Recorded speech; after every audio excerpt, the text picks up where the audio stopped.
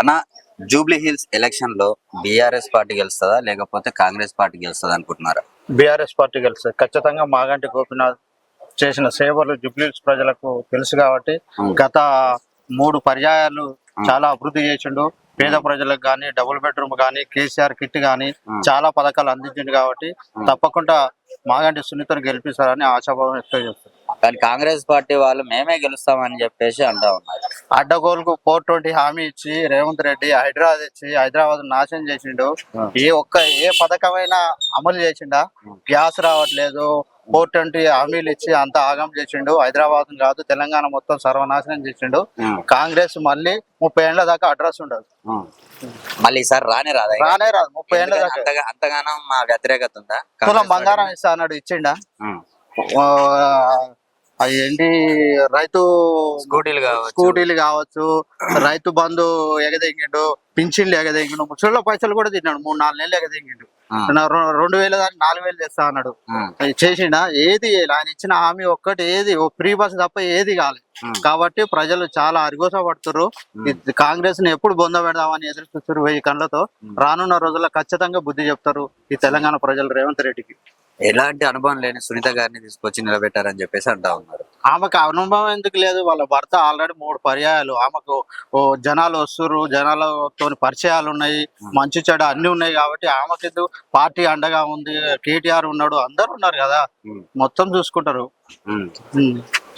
ముఖ్యంగా ఇప్పుడు జరిగే ఎలక్షన్ల కోసం ఇక్కడ ప్రచారాలు ఎన్ని జరిగినా ఏం జరిగినా కూడా అన్యాయమైన పాలనకు పాల్పడ్డ కాంగ్రెస్ ప్రభుత్వం 1 కాదు 2 కాదు 426 420 హామీలు ఇచ్చి దాంట్లో ఒక్కటి కూడా అమలు చేయకుండా ప్రభుత్వాన్ని ఫాలో చేసుకుంటా పేద ప్రజల్ని మోసం చేసుకుంటా మీడియా వాళ్ళను బెదిరించుకుంటూ రాక్షసత్వం చూపెట్టుకుంటూ రేవంత్ పాలన చాలా అన్యాయం చేస్తుంది. కాబట్టి ఇప్పుడు జరిగే ఎలక్షన్లలో ప్రజలు ముందుగా మేల్కొని ప్రజల్లో చైతన్యం వచ్చి ఏ ప్రభుత్వం అయితే సంక్షేమ సంఘాలను చెప్పకుండా చేసిన ప్రభుత్వం టిఆర్ఎస్ ప్రభుత్వం, ఆ టిఆర్ఎస్ ప్రభుత్వాన్ని గుర్తించుకొని ప్రజలు బాగా ఇబ్బంది పడ్డోళ్ళైనా పడనోళ్ళైనా మేధావులు ప్రతి ఒక్కరు కూడా టిఆర్ఎస్ ప్రభుత్వానికి ఓటేసి కారు గుర్తుకు ఓటేసి మేడాన్ని గెలిపించాలని మేము వినపించుకుంటాం. ప్రజలలో కూడా పాల్గొంటున్నాము. ప్రతి ఒక్కరం కూడా ఇలా మేము అక్కడి నుంచో మేము పాలకుర్తి నియోజకవర్గం నుంచి వెళ్ళి వచ్చుకుంటూ ప్రచారం చేస్తున్నాం. అంటే ఏంటిదంటే మాకు అన్యాయం జరిగిందని కాదు, ఇక్కడి ప్రజలు కూడా రేపు రాబోయే కాలంలో అన్యాయం జరుగుతుందని మేము ఎక్కడి నుంచో మాకు అన్యాయం జరిగిన ప్రజలమంతా వచ్చి ఇక్కడ ప్రచారం చేయడం జరుగుతుంది. కాబట్టి మేడాన్ని గెలిపించి రేపటి తరానికి మంచి చేయాలని కోరుకుంటూ మీ టీవీ వాళ్ళకు విజ్ఞప్తి చేసుకుంటూ మేము రోడ్ మీద బయట నుంచి వస్తుంటే ఏదో ఎవరో అన్నారు మొత్తం ఏదో మీటింగ్ అవుతుంది అది అంటే రోడ్ షో అనుకుంటే చూసుకుంటూ వస్తున్నాం. ఇక్కడ మాగంటి గోపీనాథ్ గారి భార్య సునీతమ్మ గెలుపు అని ఒకటి చూసి మేము ఆగాము. వేరే మహానాయకులు ఉంటారు కదా కాంగ్రెస్ వాళ్ళు ఏమంటారు అంటే మేము అది ఇస్తాం ఇది ఇస్తాం అంటే ఏది ఇయ్యలేదు.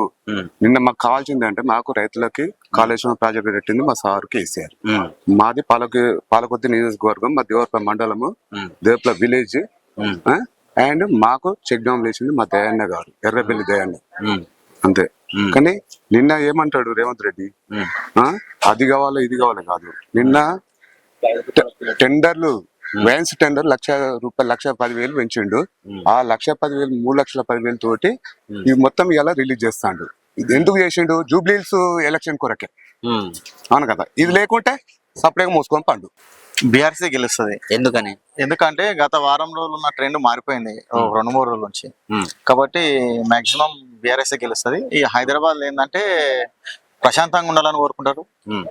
ఎలాంటి అల్లరి లేకుండా, గడవలు లేకుండా పీస్ఫుల్ ఉండాలనేటువంటి వాతావరణమే కోరుకుంటారు. అల్లర్లకు అంత ప్రియారిటీనెస్ ఇయ్యరు. దానికోసం బీఆర్ఎస్ పార్టీ. నవీన్ యాదవ్ గారికి ఫాలోయింగ్ ఎక్కువ ఉంది, ఆయన గెలవబోతున్నారని చెప్పేసి. ఫాలోయింగ్ ఎక్కువ ఉందంటే ఉండొచ్చు, కానీ అది ఎందుకంటే ఆయన మీద చెడు ప్రచారం ఎక్కువ చేస్తారు. ఆ ప్రచారం ఎవరు చేసినా తప్పే. అది ఎంతవరకు కరెక్ట్ అనేది ఆయనకి తెలిసి ఉండాలి.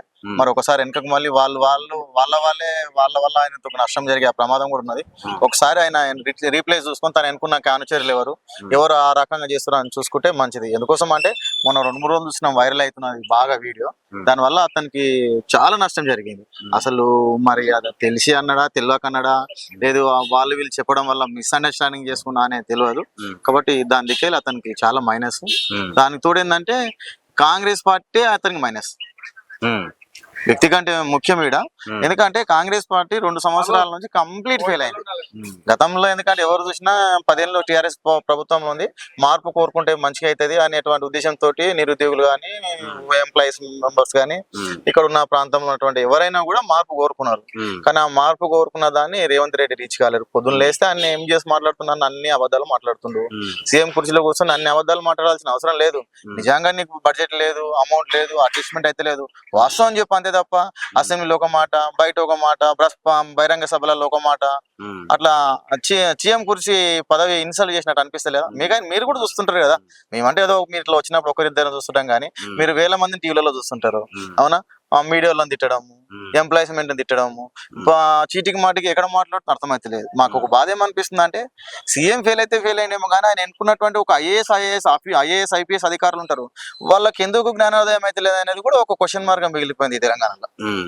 ఇంకొక విషయం ఏంటంటే, సరే మంచో చెడుకో తెలంగాణ రాష్ట్రం ఏర్పడిన తర్వాత 10 సంవత్సరాలు హైదరాబాద్ సస్యశ్యామలంగానే ఉన్నారు.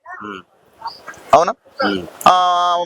మంచినీటి సౌకర్యం, మిషన్ భగీరథ కంటే ముందు మంచినీళ్ళు ఇచ్చిన దాఖలు లేవు, దేశ చరిత్రలో ఎక్కడ లేవు. ఇంటింటికి నల్ల పెడితే ఫస్ట్ ఫ్లోర్ ఉన్న క్యాండిడేట్ కి ఎన్ని ఇల్లు వచ్చినాయో థర్డ్ ఫ్లోర్ ఉన్న క్యాండిడేట్ కు అంతే ఇల్లు వచ్చినాయి. It is not a joke. ఇంకొకటి 24 గంటల కరెంట్ ఉంటుంది కదా, ఇప్పుడు రోజుకు ఎన్నిసార్లు కరెంట్ పోతుందో అర్థమైతలేదు. ఎప్పుడు పోతుందో ఎప్పుడు వస్తుందో తెలియదు. మళ్ళీ ఇంకొకటి ఒకరొకరి కరెంటు బిల్లులు వేలు వస్తుంది. కరెంట్ బిల్లు ఫ్రీ అన్నట్లే కానీ ఫ్రీ ఇచ్చారు కదా 200. అది పేరుకు ఫ్రీ అని చెప్తున్నారు. అది ప్రసంగాలు చెప్పుకోవడానికి, పేపర్లు వేసుకోవడానికి, వాళ్ళకి సంబంధించిన అనుచరులు చెప్పడానికి అవకాశం అది పనికొస్తుంది తప్ప గ్రౌండ్ లెవెల్ అది అమలు అయితే లేదు. అమలు అయితే ఎందుకు చెప్తారు చెప్పు జనాలు? మీరు ఎవరినన్నా అడగవచ్చు. కాబట్టి అమలు కాలేవు కాబట్టి అమలు అయితే లేవు అని చెప్తున్నారు. ఈ సన్న బియ్యం ఏంటి? సన్న బియ్యం ఏందన్నా, కేసీఆర్ గవర్నమెంట్ లో సన్న బియ్యం పెట్టినటువంటి కేసీఆర్ ఆయన ప్రతి పిల్లలు, నా ఇంట్లో నా మన్మడు నా మన్మరాలు ఏ తిండి తింటే గురుకుల పాఠశాలలో చదువుతున్నటువంటి పిల్లలు కూడా అదే తిండి తిని, అవునా, విద్యకు దూరమైనటువంటి అనగారిక కులాలన్నీ కూడా మంచి గురుకులాలు ఐఏఎస్ ఐపీఎస్ డాక్టర్లు కావాలన్నటువంటి కలగాని ఆ పిల్లలకు కూడా సన్న బియ్యం కార్యక్రమం పెడితే 3 ఏకల ఓటు కోసమైనా సన్న బియ్యం బంద్ చేస్తున్నాడు. ఇది సీఎం ఆయన సన్న బియ్యం ఆయన ప్రారంభించినట్ల. నిజంగానే ఆయన ప్రారంభించిన పని ఏమని ఉంటే ఒకటి చూపెట్టమని, నిజంగానే మేము నిజంగా సన్న బియ్యం మేము ప్రారంభం చేసినా అని ఒకటి నిజంగా నిరూపణ చేస్తే ఇప్పుడు 24 ఒక నెల 2 సంవత్సరాలకు వస్తుందండి. 2 సంవత్సరాలలో కాంగ్రెస్ ఒక సంపూర్ణంగా ఈ పథకం మేము అమలు చేసినాం, ఎక్కడ డిస్టర్బ్ లేకుండా కావచ్చు, ఇందిరా మైండ్లు కావచ్చు, రేషన్ కార్డులు ఇస్తున్నాం. దాని వెనక అవకతవకలు ఎన్ని జరుగుతున్నాయి ఒకసారి గమనించినాం. ఇందిరమ్మ ఇల్లు అన్నాం. 20-30 సంవత్సరాల నుంచి హైదరాబాద్ లో గజం జాగా కొనుక్కోలేక వాడు కూలీ నాలి లేబర్ పని చేసి, అవునా, రూపాయి తను వచ్చి 20 గజాలు 30 గజాల జాగా కొనుక్కొని చిన్న రేకులు వేసుకునే, అవునా, దానికి కరెంట్ బిల్లు కట్టిండు, దాని నీళ్ళ బిల్లు కట్టిండు, దానికి గవర్నమెంట్ పర్మిషన్ తీసుకున్నాడు. అన్ని అవకతవకలు పెట్టి కలిస్తే వాడిని చెప్ప పెట్టుకున్న వాని ఇల్లు ఊపిపేసి నువ్వు రోడ్ మీకు వచ్చినావు. నిజంగా అది బఫర్ జోన్లు ఉంటే కొట్టు, మేము వద్దనడం లేదు, కానీ అతనికి ప్రత్యామ్నాయం ఉండడానికి ఏర్పాటు చేసి కులబెట్టు. అంతేగాని సాటర్డేనో సండేనో హాలిడేస్లలో దొంగతనం కొంచెం కూలగొట్టాల్సిన అవసరం ఏమున్నది? ఉమ్మడి ఆంధ్రప్రదేశ్ లో ఉద్యోగాలు వస్తలేవు అని చెప్పి ఇట్లా ఆంధ్ర తెలంగాణ వర్షన్ ఇట్లా వేరియేషన్ అయ్యే కదా తెలంగాణ ఉద్యమాన్ని ఎంచుకున్నది. నువ్వు హైదరాబాద్ లో నువ్వు పొందుతున్న లాభం ఏమి? అవునా? నిజమే. ఎస్, నువ్వు అతను ఒకవేళ వరదలు వస్తే ఆ వ్యక్తికి వరదలు ఉండడం వల్ల ఇంటి నష్టం జరుగుతుంది అనేటువంటి నీకు ప్రేమ అభిమానం ఉంటే మేము కాదనడం లేదు. అతనికి ప్రత్యామ్నాయం చూపెట్టు. ఇవో రేపు నీ ఇల్లును కూలగొడుతున్నాం, ఇవో నీ లెక్క, మీ పంత లోపల మీ సామాన్లు ఏమని ఉంటే పక్కకు తీసుకోండి అని చెప్పి కూలగొడు. తన తప్పు పడతలేం, కానీ చెప్ప పెట్టకుండా నీ ఇష్టం ఉన్నట్టు చేస్తే ఎట్లయితుందండి?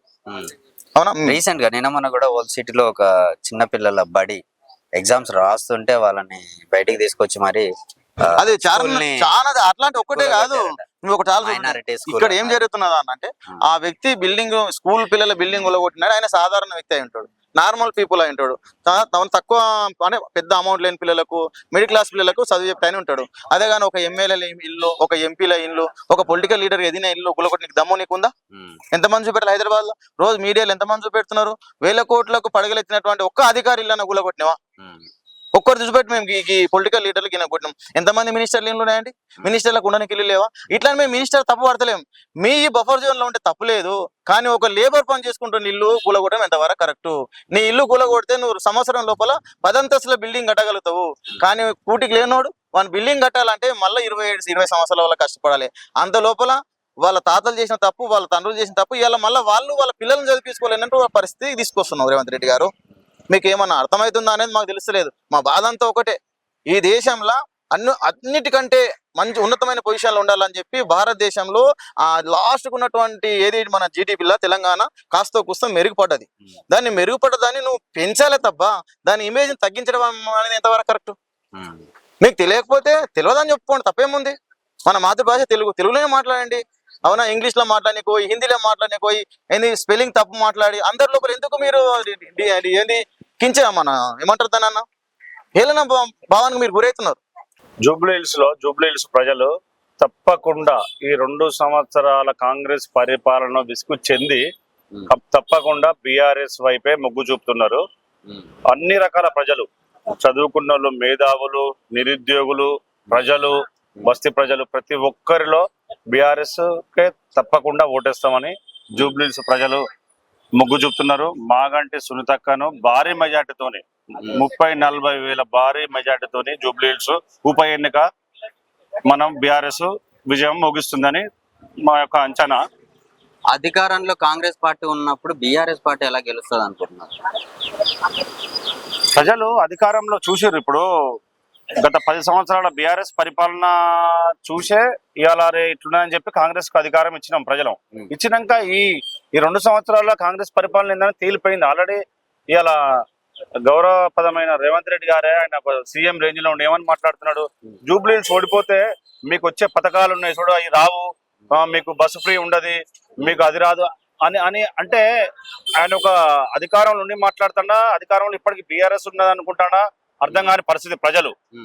కాబట్టి ఈ 2 సంవత్సరాల పరిపాలన విసుగు చెందిన, ఎందుకంటే 6 గ్యారంటీలు అని చెప్పి 6 గ్యారంటీలు ఎక్కడ అమలు కాలే, ప్రజలు అన్ని ఆలోచిస్తున్నారు. ఇలా మహాలక్ష్మి పథకము 2500 అని చెప్పిండు, అది ఇవ్వట్లేడు. అలా నిరుద్యోగులకు 2 లక్షల ఉద్యోగాలు అన్నాడు, అవి ఇవ్వలే. ఇవాళ నిరుద్యోగ యువత, మాలాంటి నిరుద్యోగ యువత మేమే దిగి ఇక్కడ తప్పకుండా బీఆర్ఎస్ గెలిపిస్తాం. ఎందుకంటే గుణపాఠం ఇవాళ కాంగ్రెస్ కి గుణపాఠంగా మీ అందరం కలిసి ఇక్కడ జూబ్లీహిల్స్ ప్రజలందరం కలిసి తప్పకుండా బీఆర్ఎస్ కే పట్టం కడతాం. సునీతమ్మ గారికి రాజకీయ అనుభవం లేదు, అయినప్పటికీ ఎందుకని ఆమె నిలబెట్టారు ప్రజలు అంటున్నాం? సునీతమ్మ గారికి రాజకీయ అనుభవం అనేది తప్పకుండా ఉన్నదండి. తను ఇక్కడ 2-3 పర్యాలు చేశారు గోపీనాథ్ గారు. ఈ గోపీనాథ్ గారికి చాలా అంటే ఏ నైట్ అయినా ఎవరైనా ఇక్కడ ప్రజలు మేము వాటర్ లేకపోయినా ఏ లేకపోయినా ఫోన్ చేస్తే నైట్ 12 గంటలకైనా రెస్పాండ్ అయ్యి సర్వీస్ ఇచ్చేవారు. ఆ సర్వీస్ తప్పకుండా వాళ్ళ భార్య అందిస్తుందని మాకు నమ్మకం ఉన్నది. కాబట్టి కంపల్సరీ సునీతక్కకు ఈ భారీ మేరతో గెలిపిస్తాం. తనకు రాజకీయ అనుభవం అనేది ఈ గెలుపుతోనే తీసుకొస్తాం. నవీన్ యాదవ్ గారు లోకాలిటీ పర్సన్, ఇంకా ఆమెనే ఏపీ నుంచి వచ్చారు వాళ్ళని చెప్పేసి ఒక ప్రచారం నడుస్తా ఉంది పబ్లిక్ లో, దీన్ని ఎలా చూడొచ్చు?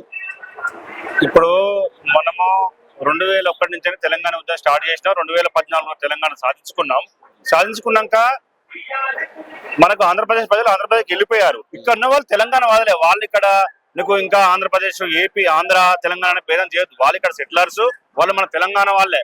దాన్ని నువ్వు గోపీనాథ్ గారు ఆంధ్ర మేము తెలంగాణ అని స్థానికంగా ఇవాళ భయపెట్టి దాన్ని ఒక సెంటిమెంట్ గా వాడతాన్న కూడా ఎట్టి పరిస్థితుల్లో ప్రజలు అందరూ జూబ్లీహిల్స్ ప్రజలు చాలా మేధావి వర్గం, తెలివి కళ్ళల్లో చదువుకున్నారు. కాబట్టి ఇలాంటి జిమ్మెక్కులు కాంగ్రెస్ చేసినా కూడా దాన్ని తిప్పికొడతాం. ఎందుకంటే ఆంధ్ర తెలంగాణ ఎక్కడండి, అయిపోయిందండి. ఆంధ్ర తెలంగాణ 2014 అయిపోయింది. మన తెలంగాణ సాధించుకున్న ఇక్కడ ఉన్న అందరూ తెలంగాణ వాదులే. అప్పుడు సరే, అప్పుడు ఉమ్మడి ఆంధ్రప్రదేశ్ ఉన్నప్పుడు ఇక్కడ వచ్చి సెట్ అయ్యారు. ఇప్పుడు వాళ్ళు మళ్ళీ ఆంధ్రోళ్ళు అనే పేరు తీసుకొచ్చి దాన్ని వాడతారు. కానీ ఇక్కడ ప్రజలంతా ఈజీగా దాన్ని రిసీవ్ చేసుకున్నట్టు లేరు. తప్పకుండా మాగంటి సునీతక్క గారిని భారీ మేయర్తోని జూబ్లీహిల్స్ ప్రజలు పట్టం కట్టడానికి రెడీగా ఉన్నారండి. ఇప్పుడున్న పరిస్థితి మాత్రం టిఆర్ఎస్ పార్టీ, బీఆర్ఎస్ పార్టీ ఏదైతే కేసీఆర్ గారు బీఫామ్ ఇచ్చినటువంటి మాగంటి సునీత మేడం గారికి భారీ మెజార్టీ ఇవ్వడానికి ప్రతి ఒక్కరు ముందుకు వస్తున్నారు. కాకపోతే ఇక్కడ ఏంటంటే కొంతమంది చెప్పేవాళ్ళు ఏదైతుందో బయటికి రాలేకపోతున్నారు. కానీ వాళ్ళు ఖచ్చితంగా బీఆర్ఎస్ పార్టీకే ఓటేయాలని చెప్పేసి నిర్ణయించుకున్నారు. వాళ్ళు 100%. ఇప్పుడు మేము కంపల్సరీ గెలుపు మాది 100% గెలిపే. కాకపోతే అలా మాకు ఒక మెజార్టీ కోసం అని చెప్పేసి మేము ప్రచారం చేస్తున్నాం తప్ప ఇక్కడ ఓటమి అనేది ఇప్పుడు 3 పర్యాలు ఓటమి. ఇప్పుడు ఈ టైం 2 టైమ్స్ తను గెలిచాడు. ఇప్పుడు కూడా మళ్ళీ మాగంటి సునీత మేడం గారే కంపల్సరీ గెలుస్తుంది. ప్రజలలో ప్రతి ఒక్కరికి ఈ గవర్నమెంట్ ఇప్పుడున్నటువంటి గవర్నమెంట్ కాంగ్రెస్ ప్రభుత్వం చేసినటువంటి ఏదైతే అప్పుడు ఇది అబద్ధాలు చెప్పినటువంటి ఏవైతే ఈ ఆయన హామీలు వాగ్దానాలు కావచ్చు, చేసిండో హామీలు గ్యారెంటీలు చేసిండో కావచ్చు. గ్యారెంటీలు చేసిండో 6 పథకాలు అనుకోండి 420 అనుకోండి అసలు 190 చెప్పిండు. తనకు నోటికి ఏది వస్తే అది చెప్పేసి ప్రజలను మభ్య పెట్టిండు, మోసం చేసిండు. వాళ్ళు ఇప్పుడు బాధపడుతున్నారు. ఏమని బాధపడుతున్నారు? అయ్యో మేము ఇంత పొరపాటు, మాకు తెలంగాణకు అన్ని వసతులు తెచ్చి నీరు అనుకోండి, కరెంట్ అనుకోండి, ఏది ఒక తోడు అంటే అన్నలాగా ఒక తండ్రిలాగా పెళ్లిళ్ళైతే వాళ్ళకు అన్ని విధాల 1,00,000 రూపాయల ఏది కళ్యాణ లక్ష్మి అనుకోండి, షాదీ ముబారక్ అనుకోండి, రైతు బంధు అనుకోండి, ఇలాంటి ఎన్నో పథకాలు అసలు తను చేసినన్ని పథకాలు అసలు ఈ ప్రపంచంలో ఎవరు చేయలేదు. అన్ని పథకాలు చేసినటువంటి ఆ నాయకుడు ఏది మాజీ ముఖ్యమంత్రి వర్యులు ఇప్పుడు కేసీఆర్ గారు చేసినటువంటి పథకాలు ఇప్పుడు బాధపడుతున్నారు ప్రజలు. అప్పుడు పొరపాటు చేసి ఓటేసినాము, ఇప్పుడు మళ్ళీ ఆ పొరపాటు చేయొద్దు. ఇప్పుడు ఈ జూబ్లీ ఎలక్షన్స్ ఏమైందంటే ప్రభుత్వానికి ఒక చెంపపెట్టులాగా ఉండాలనే ఉద్దేశం మీద ప్రజలు నిర్ణయించుకున్నారు. ఎందుకంటే ప్రతి ఒక్క హామీ అబద్ధమే, హామీలలో ఇది నిజము అనేది ఏది లేదు. ఎందుకంటే తను ఆ మాట్లాడే ప్రజలలో ప్రతి మీటింగ్ లో మాట్లాడుతుంటే ప్రజలకు అసహించుకునే పరిస్థితి ఏర్పడేది. ఎందుకంటే నువ్వు అబద్ధం చెప్పేది కూడా దానికి ఒక అర్థం ఉండదు. నువ్వు చెప్పేది అన్ని అబద్ధాలని ప్రజలు గ్రహించరు. మళ్ళీ దాన్ని నిజమని నిరూపించడానికి నువ్వు ప్రయత్నం చేసే కన్నా నువ్వు చేసిన పథకాలు ఏమైతున్నాయో అవి ప్రజలకు చూయించు. అవి చెప్తలేడు. ఎంతసేపు మా కేటీఆర్ గారు కేటీఆర్ గారు హరీష్ రావు గారిని ఆరిపోసుకోవడం, వాళ్ళను అనవసరంగా మాటలు మాట్లాడేసి ఏదో అబద్ధాలు చెప్పాలంటే ప్రజలు చాలా తెలివికల్లో అప్పట్లా లేరు. ప్రజలు విజ్ఞానవంతులు, వాళ్ళు అన్ని గ్రహించి ఇప్పుడు ఏం చేస్తున్నారు? ఎవరికైతే ఓటేస్తే మళ్ళీ భావితరాలకు మన భవిష్యత్తు బాగుంటుందో వారికే ఓటేయాలి, అతనే కేసీఆర్ అని చెప్పేసి ప్రజలందరూ నిర్ణయించుకోరు. ఆడబిడ్డ వర్సెస్ రౌడీ బిడ్డ అని చెప్పేసి ప్రచారం చేస్తా ఉన్నారు. ఇది ఎంతవరకు కరెక్ట్ అంటారు? అయితే ఇప్పుడు ఆమె భర్త చనిపోయి ఆమె ఉన్నది పాపం. ఆమె ఇప్పుడు చనిపోయి 6 నెలలు అవుతుంది. 6 నెలల లోపుగా భర్త చనిపోతే ఎంత బాధ ఉంటుంది. ఇంత లక్షలాది మందిని చూస్తుంటే ఆమె దుఃఖం వస్తుంది. ఆ దుఃఖము ఆపుకోలేక ఏడిస్తే ఇదే పొన్నం ప్రభాకర్ గారు మంత్రి గారు ఏం చేశారు? ఆమెను హేళన చేశారు. అది ఆయనకే చెల్లుబాటు, అంటే ఆ మాట ఆయనకే రివర్స్. ఎందుకంటే ఆయన మానవత్వం లేకుండా మాట్లాడారు.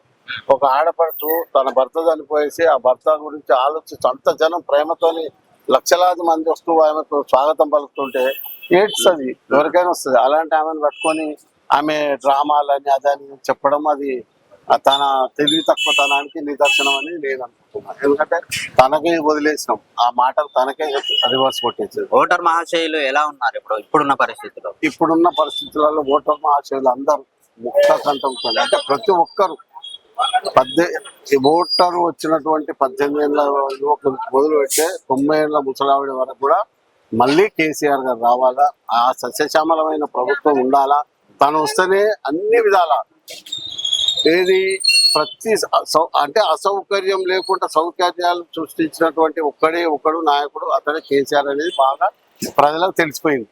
కాబట్టి ఇప్పుడు వెంకటరావు నగర్లో ఉన్నటువంటి ప్రజలందరూ వాళ్ళ మనసు నిండా కేసీఆర్ గారే ఉంటారు. ఇట్లా టచ్ చేస్తే ప్రతి ఒక 90 ఏళ్ళ ముసలావిడ మేము మాట్లాడాము. ఆమె ఒకటది, అయ్యా నేను బ్రతుకున్నంత వరకు మళ్ళీ కేసీఆర్ను చూసి నేను చనిపోయినా పర్వాలేదు కానీ కేసీఆర్ రావాలని చెప్పేసి అంటారు. అంటే ఎంతగా వాళ్ళు ఫీల్ అవుతారు, ఎంతగా బాధపడుతారు.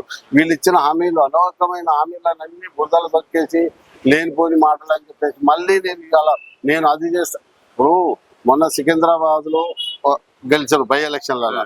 గెలిస్తే ఇంతవరకు కంటోన్మెంట్ వరకు ₹1 అభివృద్ధి చెందలేదు. మళ్ళీ ఇక్కడ వచ్చేసి జూబ్లీస్ మొత్తం నేను యూసుఫ్గూడని మొత్తం ఇది చేస్తాను, జూబ్లీస్ అంతా ఒక ఇంద్ర భవనాలు కట్టిస్తా, రోడ్లు ఇలా చేస్తా అంటే నువ్వు చేయరాదు. అప్పుడు రేపు అంటే వస్తేనే చేస్తే, ఇప్పుడు రాష్ట్ర ముఖ్యమంత్రి నువ్వు ఒక గల్లీ నాయకుడు కాదు, నువ్వు రాష్ట్ర ముఖ్యమంత్రి కాబట్టి రాష్ట్రం లెవెల్లో మాట్లాడాలా. కేవలం ఇక్కడ గెలిస్తేనే మేము వేస్తాం, లేకపోతే లేదు, మీకు ఇది కరెంటు పని చేస్తాం, మీకు రేషన్ పని చేస్తాం, అది పని చేస్తాం అంటే ఒకసారి గవర్నమెంట్, ఆ సెంట్రల్ గవర్నమెంట్ ఈయన ఇస్తలేడు. ఆ సెంట్రల్ గవర్నమెంట్ ఇచ్చేది ఈయన పని చేస్తాడంటే ఆగదు, ఏది కానీ ఆగదు. అయితే ఈయన ఒకవేళ పథకాలు నెరవేర్చాలనుకుంటే కూడా ఈయన ఏం చేయాలి, సర్ది కట్టుకొని ఢిల్లీ పోవాలి. ఢిల్లీ పోయేసి ఢిల్లీలో ఎవరైతే రాహుల్ గాంధీ గారు చెప్తే అది అమలుపరచాలి. అంతేగాని ఈయన స్వతహాగా చెప్పేసి మైకులు పట్టుకొని గొప్పలు చెప్పినంత ఈజీగా ప్రభుత్వంకి అది పనికిరాని మాటలు. ఎందుకంటే ప్రజలకు అర్థమైపోయింది ఇప్పుడు. ఎందుకంటే తను ఏది చేసినా ఢిల్లీ పోవాలి, ఢిల్లీలో మాట్లాడుకొని రావాలి తప్ప ఈయన స్వతహా చేసేది లేదు. చెప్పగలడు, నేను ఒక ముఖ్యమంత్రి చేస్తానగలడు. చేసేటి అన్ని అక్కడ అమలు పరిస్తేనే కదా, ఏసీ చేయాలంటేనే కదా. ఇప్పుడు 4,000 పింఛన్ అని చెప్పేసాడు, ఫస్ట్ సంతకం 4,000 అన్నాడు, వికలాంగులకు 6,000 అన్నాడు. ఏవి ఎక్కడున్నాయి ఇంతవరకు? 4,000 కన్నా కేసీఆర్ గారు ఇచ్చినటువంటి అవి ఏదైతే 2,000 ఉందో అప్పుడే 2,000 ప్రతి ఒక్క ఆడపడుచు అంటే ప్రతి ఒక్క ఉత్తరాలు కానీ పింఛన్ వచ్చిన దారులను ఎవరిని ముట్టుకున్నా వాళ్ళు ఒకటే మాట చెప్తారు, మాకు కేసీఆర్ దేవుడు, మాకు పెద్ద కొడుకు లాంటి వారు. ఎవరైతే లబ్ధి పొందుతారో వాళ్ళు అయ్యో మేము ఎంత పొరపాటు చేసినాము, మేము చిన్న పొరపాటుకు వీళ్ళ చెప్పిన మాటలు నమ్మి కాంగ్రెస్ ప్రభుత్వం ఇచ్చినటువంటి మాటలు నమ్మి మేము మోసపోయినాము. ఇక నుంచి మళ్ళీ వచ్చేసారి మళ్ళీ ముఖ్యమంత్రి కేసీఆర్ గారిని చూస్తాము. ఈ జూబ్లీ హిల్స్ లో ఏదైతే మాగంటి సునీతమ్మకు భారీ మెజార్టీగా మేము అందరం వేస్తాము. ఆయన ఎన్ని జిమ్ముక్కులు చేసుకొని ఏదైనా చేసుకొని ఎన్ని అబద్ధాలని చెప్పుకొని మాకు తెలుసు. మేము ఎట్టి పరిస్థితుల్లోనూ నాకు నిన్న ఒక అతను ఏది ఒక ముస్లిం అతను నాకేం చెప్పాడంటే బాగా చెప్తే నేను చూపించాలన్నా మీకు మై బతాకే దాలు క్యా అగర్ आपको दिखाना बोले तो मैं वोट डाल के मैं दिखाऊंगा बोलते. అంటే ఎంత పెద్ద మాట చెప్తున్నారు, వాళ్ళ లోపల ఎంత కట్టొచ్చింది. ఇప్పుడు ముస్లిమ్స్ కూడా ఎంత మోసం చేశాడు, ఏమో ఇస్తా ఏమో చేస్తాడు. అప్పుడు ఇచ్చినటువంటి కేసీఆర్ గారిని ఇచ్చినటువంటి పథకాలే ఉన్నాయి తప్ప ఇప్పుడు ఆయన చేసింది లేదు. అంత దూరం ఎందుకు పోతారండి? ఇప్పుడు ఏదైతే ఇప్పుడు సెక్రటరియట్ కట్టిండు, అదే సెక్రటరియట్ అది గులగొడతానో దాంట్లోనే ఉన్నాం. ఇప్పుడు వాటర్ ఏదైతే మనకి ఇప్పుడు అక్కడెక్కడ మనకు మిషన్ భగీరథ పెట్టిండు, మిషన్ భగీరథ వాటర్ అందరు సప్లై చేసుకొని తాగుతున్నారు. ఫైనల్ గా జూబ్లీ హిల్స్ ఓటర్లకి ఏం చెప్పదలుచు? ఇప్పుడు జూబ్లీ హిల్స్ లో భారీ మెజార్టీతో గెలిపించడానికి ప్రజలందరూ నిర్ణయించుకున్నారు. నిన్న కేటీఆర్ గారు బోడబండ తిరిగారు, ప్రతిరోజు తిరుగుతున్నాడు. కేటీఆర్ గారికి బ్రహ్మరథం పడుతున్నారండి, బ్రహ్మరథం పడుతున్నారు, వేలాది మంది వచ్చేది బ్రహ్మరథం. మళ్ళీ కేసీఆర్ గారిని చూడాలా, మేము ముఖ్యమంత్రి చూడాలి, ఇక్కడ మాగంటి సునీతమ్మను మేము భారీ మెజార్టీతో గెలిపిస్తామని ప్రతి ఒక్క ఓటరు వాళ్ళు మనస్సాక్షిగా రేపు పొద్దున మీరు చూస్తారు. ఖచ్చితంగా మాగంటి సునీతమ్మ భారీ మెజార్టీతో గెలుస్తుంది, గెలిపించుకుంటారు. ఈ జూబ్లీ హిల్స్ ప్రజలందరూ రేపు గెలిపించుకొని వాళ్ళు కేసీఆర్ గారికి కానుకగా అందిస్తారని చెప్పేసి నేను కోరుకుంటున్నా. ప్రతి ఒక్క ఓటర్ మహాశయులందరికీ నేను ప్రాధేయపడుతున్నా, విజ్ఞప్తి చేస్తున్నా. ఇంకా కొంతమంది ఉన్న వాళ్ళు కూడా తెలిసి తెలియక అక్కడ పొరపాటున ఓటేయకండి, బీఆర్ఎస్ పార్టీకి ఓటేయండి. కారు గుర్తుకే మీ ఓటేసి మీ యొక్క గొప్పతనాన్ని చాటుకోండి. మీ పిల్లలకు మీ భావితరానికి ఇది ఒక ఆదర్శంగా రేపు కేసీఆర్ గారు వస్తే ఖచ్చితంగా మళ్ళీ మనకు ఒక కొన్ని ఏళ్ళకు పిల్లలకు భవిష్యత్తు ఇచ్చినటువంటి మన కేసీఆర్ గారు వారు తప్పకుండా మళ్ళీ ముఖ్యమంత్రి అవుతారు. మీ అందరూ ఆశీర్వాదం ఉంటుంది. మీ అందరికి జూబ్లీస్ ప్రజలందరికీ పేరు పేరున కోరుకుంటున్నా కారు గుర్తు కొట్టేసి అధిక మెజార్టీతో గెలిపించాలని ప్రాధాన్యపడుతుంది. టీఆర్ఎస్ కే కొంచెం ఎక్కువ ఉంది. ఎందుకంటే నవీన్ యాదవ్ వ్యక్తి కంటే వ్యక్తి కొంచెం ఇంకా ఆయన అభిమానులు ఉన్నారు. ఇక్కడ వ్యక్తుల మధ్య లేదు, పోరు రెండు పార్టీల మధ్య ఉంది. రెండు పార్టీలు అంటే గత ప్రభుత్వం ప్లస్ ఈ ప్రభుత్వం చేసే పనుల మీద నాయకత్వం మీద నడుస్తున్న ఎలక్షన్ వ్యక్తుల మధ్య జరిగేది కాదు. నవీన్ యాదవ్ ఆయన అనుచరులు కూడా ఉన్నారు, ప్లస్ ఈమె కూడా మంచి సానుభూతి ఉంది. మాగంటి గోపినాథ్ కూడా మంచి ఫాలోయింగ్ ఉంది. గత 20 సంవత్సరాలకే అభివృద్ధి చేసిండు. కానీ ఇక్కడ మెయిన్ ఏంటంటే చూసే రేవంత్ రెడ్డి తీసుకునే నిర్ణయాలు, గవర్నమెంట్ చేసే పథకాలు, దాని మీద వ్యవహారం నడుస్తుంది. కాబట్టి బీఆర్ఎస్ కి ఎటువంటి అవకాశం ఉంది. అయితే సునీతమ్మ గారికి ఎలాంటి రాజకీయ అనుభవం లేదు కదా, మరి ఆమె తీసుకొచ్చి బలవంతంగా నిలబెట్టారని చెప్పేసి కొంత వాదన వినిపిస్తా ఉంది. గత 20 సంవత్సరాలుగా ఒక వ్యక్తి ఎమ్మెల్యేగా ఉంటే ఆ ఇంటి సభ్యులకు భార్య కావచ్చు, పిల్లలు కావచ్చు, వచ్చేవాళ్ళు పోయేవాళ్ళు ఎంతో ఫాలోయింగ్ ఉంటుంది. తెలియదని అనుకోవడం తప్పదు. ఇప్పుడు మనం వ్యవసాయం చేస్తాం, 4 ఎకరాలు చేసే వ్యక్తికి 10 ఎకరాలు చేసే వ్యక్తికి తేడా ఉంటుంది. 100 ఎకరాలు చేసే వ్యక్తులకు కూడా పెట్టుబడిదారు వ్యవస్థ లాగా ఇప్పుడు ఈయనకు 20 ఏళ్ళకి అనుభవం ఉంది. 20 ఏళ్ళు వచ్చేవాళ్ళు పోయేవాళ్ళు ప్రతి ఒక్కరు ఒక్క గొప్పని చూడదు కదా. ఆమె కాకపోతే బయటకు రాకపోవచ్చు. ఇప్పుడున్న బాధ ఉన్న పరిస్థితుల్లో ఆమె ఎక్కువగా మాట్లాడలేదు. కానీ పబ్లిక్ లో ఆమె ఫలం కూడా ఉంది. నిన్న మనం చూస్తున్నారు ఆమె ఇచ్చే స్పీచ్లు కూడా వాయిస్ కూడా మారింది. ఎందుకంటే కొంచెం గట్స్ కావాలి లేడీస్ అన్న వాళ్ళు కొంచెం గట్స్ అయ్యేదాకా కొంచెం ఇబ్బంది ఉంటుంది. మగవాళ్ళ దాకా ముందుకు రాలేదు కానీ పార్టీ అండా ఉంది. చేసిన గవర్నమెంట్ పాత గవర్నమెంట్ చేసిన సంక్షేమ పథకాలు, కేసీఆర్ చేసిన విధానం, వీటన్నిటి బేస్ మీద ఆమెకు గెలుపు వచ్చే అవకాశం 100% ఉంది. గవర్నమెంట్ మీద ప్రజలకి ఎందుకు వ్యతిరేకత మొదలైంది? 6 గ్యారెంటీలు అన్నారు, ఏ గ్యారెంటీ ఒకవేళ ఇవ్వకపోతే ఎందుకు ఇస్తలేము అని ఒక క్లారిఫై ఇచ్చేది ఉంటుంది పబ్లిక్. ఇప్పించచ్చు అమ్మ మీకు ఇవ్వలేదు ఇంకా 6 నెలలకి ఇస్తాం, ఒక సంవత్సరం ఇస్తాను, ఆ ఒక డేట్ పెట్టి ఆ డేట్కి ఇవ్వాలి. అమాసకి ఇస్తాం, పుణ్యానికి ఇస్తాం, దసరాకి ఇస్తాం, దీపావళికి ఇస్తాం, ఇవే మాటలు వస్తుంది. సరే తప్పు చేసినావు ఒప్పు చేసినావు ఇస్తాను కానీ ఇవ్వాలి. 4 రోజులు ఎంత ముందైనా మీకు ఇస్తామనే ఒక కాన్ఫిడెన్స్ పబ్లిక్ లో పోలేకపోతుంది. అది మెయిన్. ఇంకొకటి ఆయన మాట్లాడే భాష దేశ ఎట్లా ఉంది, దేశంలో చూస్తారు మనకు 10 రూపాయలు అప్పు ఇవ్వాలంటే ఇంట్లో లొల్లి పెట్టుకుంటే భార్య భర్తలు లొల్లి పెట్టుకుంటే వాడు అప్పు ఇస్తాడా? ఈయన పరిస్థితి కూడా అట్లే ఉంది. ఈయన మాటలు ఈయన చేసి ఎవరైనా బట్టి వాడు అప్పు ఇవ్వాలన్నా ఇచ్చే పరిస్థితి ఆయనే చెప్పుకుంటాడు. చెప్పులు తినకపోతారు రాణి చల్లని ఢిల్లీ. నువ్వు ఢిల్లీ కూడా ఇప్పటికి 100 సార్లు పోతున్నా అది పెడితే ఒక పథకం అయిపోవు కదా. 2500 పథకం అయ్యేపోవు. ఈయన ఫ్లైట్ టికెట్లు పెడితే 2500 మైళ్ళకి ఒక పథకం అయిపోవు కదా. నువ్వు అట్లాంటి ఏమంటారంటే ఎవరు సలహాలు ఇస్తారో కానీ నిజంగా రేవంత్ రెడ్డి మంచిగానే ఇస్తురా అంటే మంచి కోరుకున్న వాళ్ళకి ఇలాంటి సలహా ఇవ్వాలి. ఒక మాట తిట్టైనా మంచి సలహా ఇవ్వాలి. పేదలకు దగ్గర రావాలి. గవర్నమెంట్ అనేది వస్తుంటే పోతుంటది. నాయకులు ఇప్పుడు సాక్ష్యం కాదు. చాలా నాయకులు రాజశేఖర్ చూసినాం, ఎన్టీఆర్ ప్రభంజాన్ని చూసినాం, చంద్రబాబు చూసినాం, ఎంతో మంది చూసినాం. అవకతవకలనే కామన్ కానీ సీటు దొరకదు, దొరికింది అవకాశం ఇచ్చిరు ఒకసారి చూద్దాం కానీ దాన్ని నిలబెట్టుకోవాలి. ఇంకోటి ఆయన ఏమంటారంటే ఆయన ఏజ్ తగ్గట్టు కేసీఆర్ దానికి ఎంత కదా ఆయన ఓన్గా పార్టీ పెట్టుకుని మంత్రి పదవులు వదిలిపెట్టుకుని పార్టీని పెట్టుకుని ఒక జాతిని మొత్తం పైకి పోతుంది, ఒక ప్రాంతాన్ని డెవలప్ చేస్తుంది. ఆయనకి ఏమైనా ఉన్నదా? ఈయన చీమాలు పెట్టిన పుట్టలు పోయి ఒక పాము దొరి అన్ని పాములు తిన్నట్టు ఉన్న పరిస్థితి. ఈయన పెద్దలు బట్టి లేడా? బట్టి మాట్లాడుతుందా? ఉత్తమ్ మాట్లాడుతుందా? అప్పుడప్పుడు వెంకరెడ్డి మాట్లాడతారు కొంచెం అటు కానీ ఆయన కూడా న్యాయమైన. అట్లా ఈయన దగ్గర ఏ తోకలైతే ఉండలేదు. అది మెయిన్. ఒకవేళ ఈయన ఓడిపోవడానికి కారణం ఎవరంటే రేవంత్ రెడ్డి. ఈయనకున్న పర్సనల్ ఇమేజ్ కూడా చెడగొడతాను ఆయన. అది నడుస్తున్న వ్యవహారం. ఇప్పుడు బోడగొండల మన దగ్గర తెలిసిన వాళ్ళు ఉన్నారు, ఏమంటున్నారు స్టాచ్ పక్కన ఉన్నారు. ఎవరిని అడిగినా అరే ఇప్పుడు ఇస్తే ఏం చేస్తాడు అంటే పక్కలు లేవు అని మళ్ళా పగ్గాలు ఇచ్చినావు అనుకో వీడు ఆగడు అనే ఒక వ్యతిరేకత బాగుంది. ఆ వ్యతిరేకత కింద సారబోతుంది. 2 టీఆర్ఎస్ పార్టీకి మంచి అవకాశాలు ఖచ్చితంగా గెలుస్తారంటారా? ఏమైనా గెలుస్తారు, ఈమె గెలిచే అవకాశం ఉంది. తప్పు కొంచెం మెజార్టీ అనేది కొంచెం ఎక్కువ తక్కువ కానీ ఖచ్చితంగా గెలుస్తుంది. అన్న జూబ్లీహిల్స్ లో కాంగ్రెస్ వర్సెస్ బీఆర్ఎస్ అన్నట్టుగా ఉంది. ఇక్కడ ఎవరు గెలవచ్చు అనుకుంటున్నారు? ఇక్కడ టీఆర్ఎస్ గెలుస్తుంది. ఎందుకని? ఎందుకంటే ఇప్పుడు మన కాంగ్రెస్ లో చాలా వ్యతిరేకం ఉంది కాబట్టి టీఆర్ఎస్ గెలిచే అవకాశాలు ఉన్నాయి చాలా మట్టుకి. ఎందుకంటే ఇప్పుడు ఆయన 6 గ్యారెంటీలు ఇచ్చిండు, అవి చేయలేకపోయినాడు. ఫ్రీ బస్ ఒక్కటి తప్ప ఇంకేమి పెట్టలేదు. ఫ్రీ బస్ వల్ల ఏమైనా ఉపయోగం ఉందంటారా రాష్ట్రంలో? ఉపయోగం ఉంటుంది. లేడీస్ ఇంట్లో ఉన్న వాళ్ళు ఇంకా బయటకు వెళ్ళి తిరిగి రావాల్సి వస్తుంది తప్ప వాళ్ళకి ఏమి ఉపయోగం? అవసరం ఉన్నోడే బయటకు వెళ్తారు కానీ ఇంట్లో అందరూ అయితే వెళ్ళరు కదా. కొంతమంది వెళ్తారు ఎవరు వెళ్ళినా కూడా. అవునా కదా?